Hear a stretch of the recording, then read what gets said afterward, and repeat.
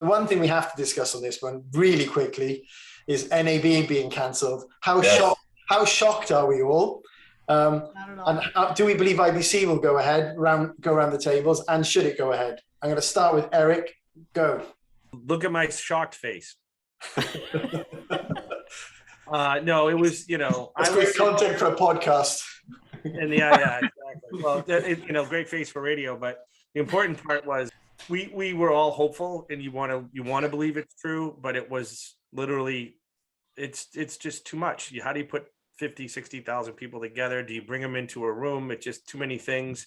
And even then, who is going to be allowed to go? Yeah. Part of the point of this trade show is to go meet a client. So if the client can't come, then that's going to be an interesting thing. As for IBC, I think everybody, again, the trades themselves are trying to stick around and find a way to gut this out, cash flow and otherwise. But as a betting person, I have a hard time seeing how that pulls off, but we'll see. It may live as a much smaller, very, very regional event. Just on that point, I think that this year and next year, I think the more regional events are going to really benefit. So Satis in France will be bigger than it's ever been. MPS in the UK, great show before the pandemic, just a small, growing, community-based show that people go to network. They'll probably see more stuff like HPA in the US will probably grow.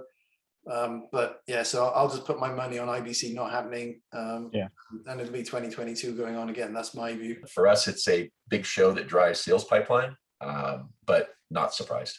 Not surprised, because I was doing a little bit of tallying with our channel partners, and they were talking to customers, and a lot of people were saying they weren't going. Yeah, so it was, to Eric's point, I think it was going to end up being a manufacturer show, which doesn't do much for us folks selling. No, it doesn't. No, it's I'm not surprised at all. Probably shouldn't have gone ahead in the first place. I don't think IBC will happen. Neither should it. No. We're still in the middle of a global pandemic. This thing is not going away, and I think you I can't remember who said it, but the whole point about sending people. We as individuals, as vendors, as consultants, whatever it happens to be, we can make a decision about going. And so I would not feel comfortable about sending my people to something because we don't know how safe it is. I admit it, I was surprised.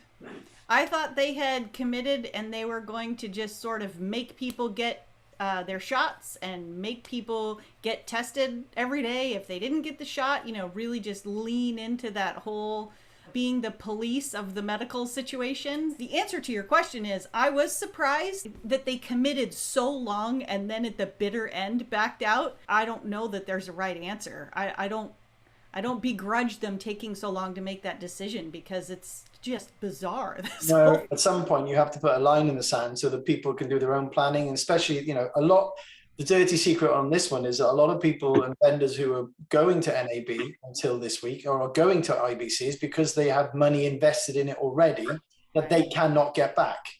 Right. That's right. right. They essentially cannot get back, right? And then if that means that you can't get your money back, then things are bad enough out there at the moment anyway for some businesses that they should be able to focus on what they can do in the next 3 months, not wonder if they're going to be doing something in December.